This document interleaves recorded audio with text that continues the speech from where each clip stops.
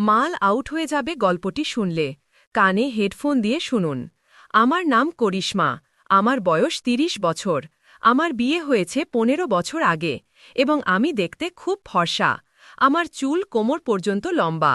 আমি রাস্তার ধারে একটি হোটেল চালাই, যেখানে প্রতিদিন রাস্তা দিয়ে যাওয়া ড্রাইভাররা খাবার খেতে এবং চা পান করতে আসে।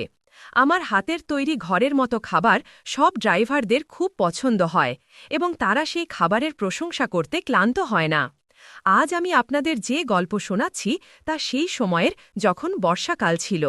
আমার হোটেলে একটি ট্রাক ড্রাইভার এসেছিল। বাইরে খুব তীব্র বৃষ্টি হচ্ছিল, যার কারণে তার গাড়ি চালাতে সমস্যা হচ্ছিল। সে আমাকে জিজ্ঞাসা করল, আমি কি রাত থাকার জন্য একটি রুম পেতে পারি? আমার কাছে মাত্র ২টি রুম ছিল, যার মধ্যে একটি ইতিমধ্যে ভাড়া দেওয়া ছিল। সেই ড্রাইভার খুব অনুরোধ করতে লাগল, তাই আমি তাকে আমার রুম রাতের জন্য থাকার জন্য দিয়ে দিলাম। আমার বিয়ে হয়েছে ১৫ বছর আগে, কিন্তু এখনও পর্যন্ত আমার কোনো সন্তান নেই। আমার স্বামী নীলেশ খুব শান্ত স্বভাবের ছিল, কিন্তু সে খুব পরিশ্রমী ছিল। আমরা দুজন মিলে আমাদের হোটেল চালাতাম। সকাল থেকে রাত পর্যন্ত আমরা দুজনেই সেখানে কাজ করতাম। আমাদের কাছে তেমন বেশি টাকা ছিল না এবং হোটেল থেকে আয়ও বেশি হতো না। তবুও আমরা বিশ্বাস করতাম যে একদিন প্রচুর টাকা আসবে। যদি আমাদের আগে থেকেই টাকা থাকত, তাহলে আমরা একটি বড় হোটেল খুলে ফেলতাম। বেশিরভাগ ড্রাইভার শুধু চা পান করার জন্য থামত এবং খাবারের মধ্যে আমি রুটি, বাটি, চোখা এবং চাটনি বানাতাম। এটি ছিল আমার মেনু, কিন্তু পাঞ্জাবি ড্রাইভারদের পাঞ্জাবি খাবার খুব পছন্দ ছিল। আমি পাঞ্জাবি এবং চাইনিজ খাবারও বানাতে পারতাম, কিন্তু আমার স্বামী চাইত যে আমাদের হোটেল শুধু বিহার এবং ইউপির খাবার পরিবেশন করুক। কখনো কখনো এমনও হতো যে একটি গ্রাহকও খাবার খেতে আসত না। এমন সময়ে আমার স্বামী পাশের একটি ছোট পুকুরে মাছ ধরতে যেত। সে তার বন্ধুদের সাথে মাছ ধরে এবং সেগুলো বিক্রি করার জন্য মার্কেটে নিয়ে যেত। যখন আমার স্বামী বাড়িতে থাকত না, তখন হোটেলের সব কাজ আমাকেই সামলাতে হতো। এমন সময়ে কিছু গ্রাহক শুধু আমাকে দেখার জন্য হোটেলে আসত। তাদের চা পান করতেও ভালো লাগত না, কিন্তু তারা আমার সাথে কথা বলার জন্য আসত। হোটেলের পিছন দিয়ে একটি হাইওয়ে চলে গেছে, যেখান দিয়ে ট্রাক এবং গাড়ি চলাচল করে। এর কারণে আমার গ্রাহক কমতে শুরু করেছিল। যারা হোটেল এবং লজ চিনত, তারাই এখানে আসত। নতুন ড্রাইভারদের হোটেলের সম্পর্কে জানাই হতো না। আমার গ্রাহক দিন দিন কমছিল। আমার ব্যবসা যেন বন্ধ হওয়ার পথে ছিল। ঘরে টাকার অভাব অনুভব হতে শুরু করেছিল। মাছ ধরেও বেশি টাকা আসত না, তাই আমার স্বামী শহরে মিস্ত্রির কাজ করতে চলে গেল। সেখানে মিস্ত্রির কাজে ভালো টাকা মিলত এবং আমার স্বামী সেটাই করতে লাগল। আমার স্বামী আমাকে বলছিল যে এখন হোটেল বন্ধ করে দেওয়া উচিত, কিন্তু আমি তাকে বলতাম, না, আমি ঘরে বসে কি করব। তাই আমি হোটেল ঠিকই চালিয়ে রাখলাম। এখন আমার স্বামী ৮-১০ দিন পর্যন্ত আমার কাছে আসত না।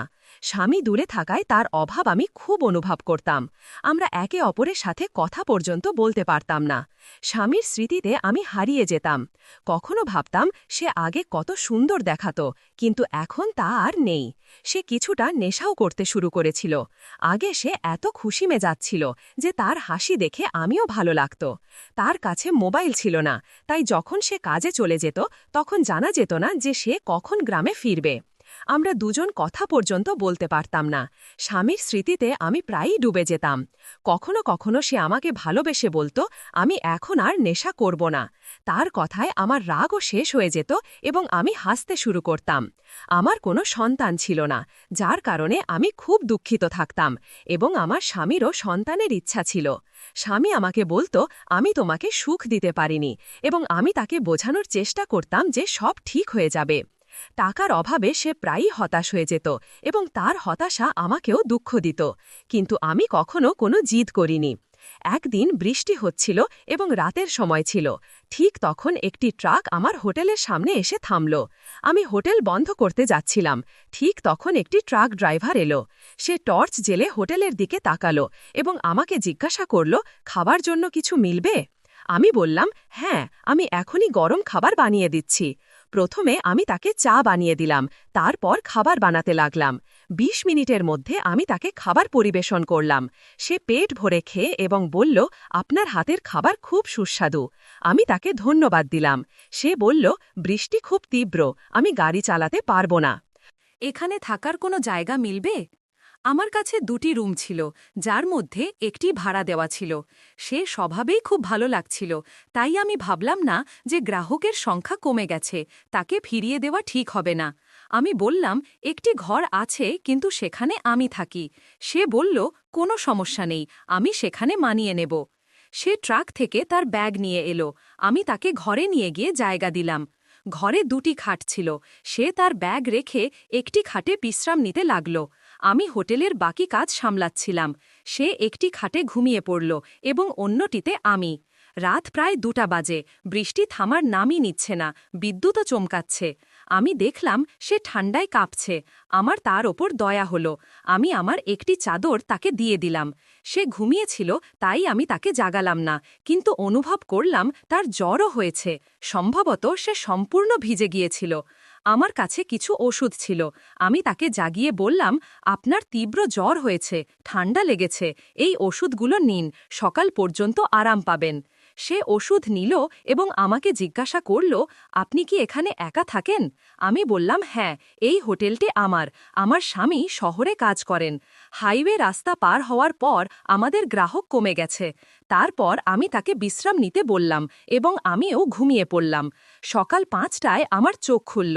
আমি দেখলাম ট্রাক ড্রাইভার সেখানে নেই।